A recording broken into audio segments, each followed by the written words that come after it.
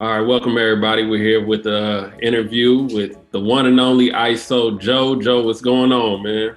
Man, just, trying to make the most of this, sitting in the room, chilling, working out at the same time, just doing what I can.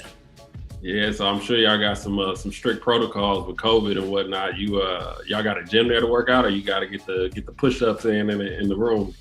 We can't really leave our room right now, so but I made sure I came prepared. I got a bunch of bands and things of that nature to, keep me going, keep my body tight. So it's not bad for me.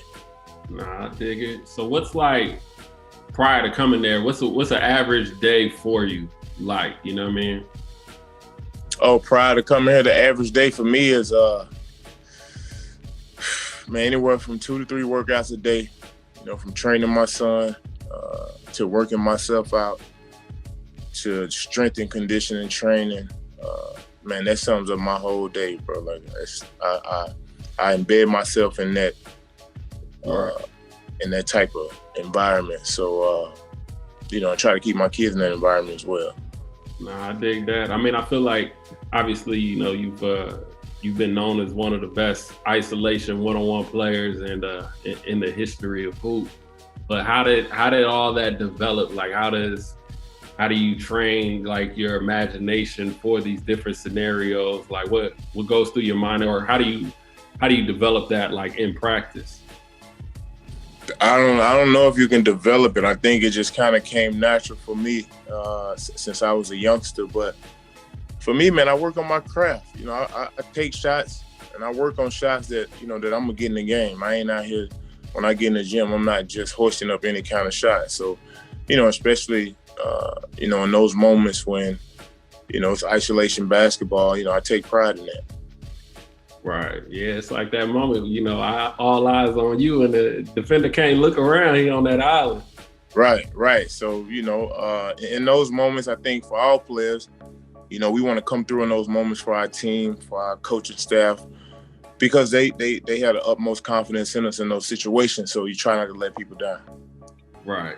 Nah, I dig that. How have you felt like, let's just say, how have you felt like your game has transitioned now that you're in the later part of your career as opposed to like when you were younger? Just being more poised and patient, man. That's what I preach: poise and patience.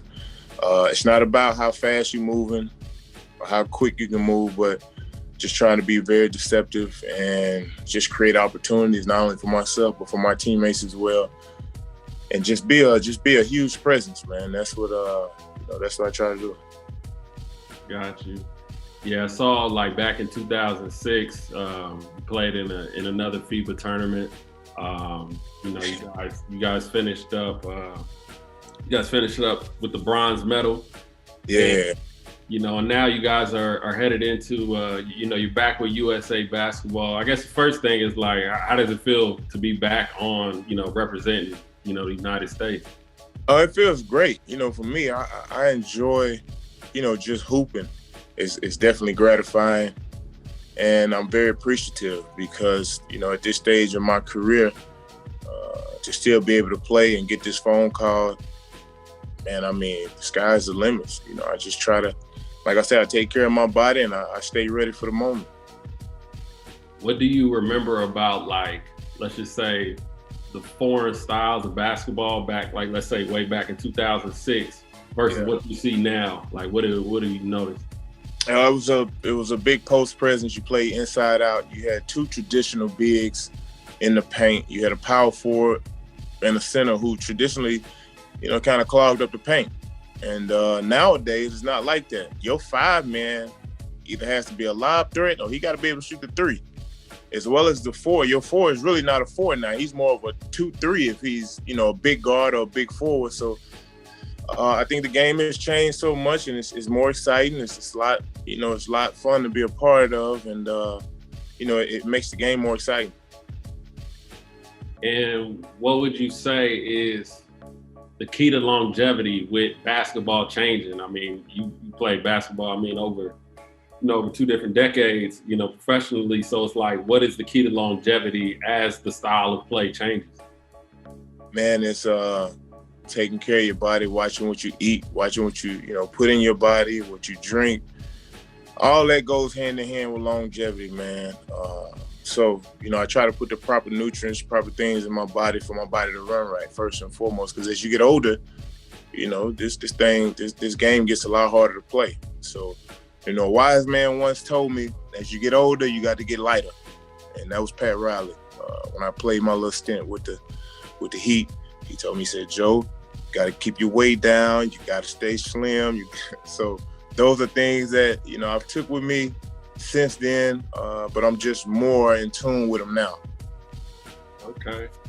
All right, man. And like my last question is what does basketball at present day, what does basketball mean to you now? And has that changed since, you first got into the league or even before that? Like, how do you view basketball now?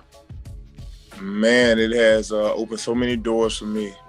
Obviously, as you can see, it's took me around the world.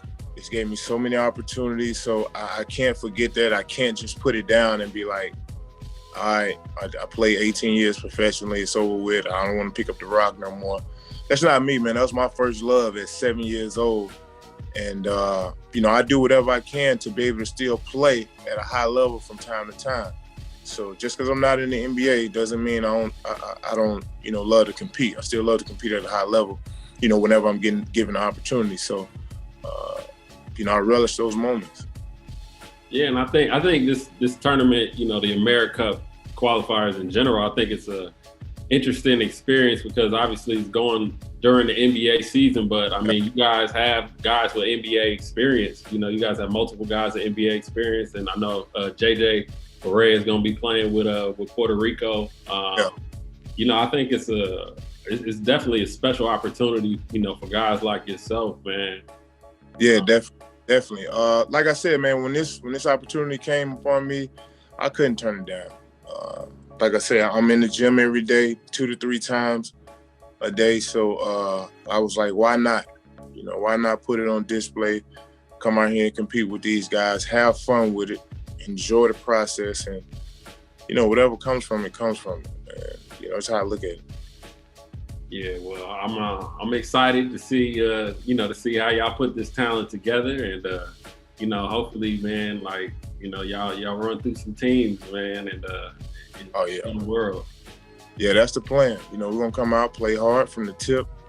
We're gonna enjoy the game, have fun with the game, but at the same time, we're gonna come out and compete at the highest level. All right, for sure, man. Well, I appreciate your time, man, and best of luck, man. Stay healthy, and we're gonna have you on Swish, man. Don't be embarrassing them young boys like that, man. Hey, at your age, were you a trash talker when you were younger? Nah, I wasn't a trash talker, man. Unless I was provoked. You know what I mean? So I always came out, played the game the right way, had fun. But I didn't have to talk trash, to try and dominate. I spoke for itself, and that's kind of how it is now. Well, selfishly, I hope somebody poked the bear because I want to see the show, man. I want to see the show. Yeah, we're gonna give y'all a show, man. We're gonna come out and play hard. Nobody got to poke the bear. This go around. Like I said, I'm gonna enjoy this moment and have fun with it. All right, for sure, man. Best of luck to you, man, and I appreciate you hopping on. No problem. Thank you, man. All right. Yep.